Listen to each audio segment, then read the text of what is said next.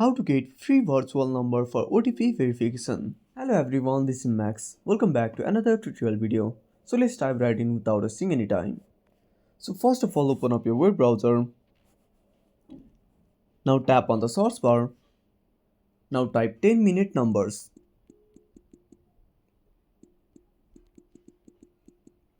Now click on search. Now open up the first website. Now scroll down. Now choose your country number. Now there you will find an option for receive SMS. Tap on it. Now copy the number. Now to check the OTP messages, scroll down. Now here you can find the latest OTP messages. So that's it. Thanks for watching. Make sure to subscribe our channel and hit the bell icon. See you in the next video.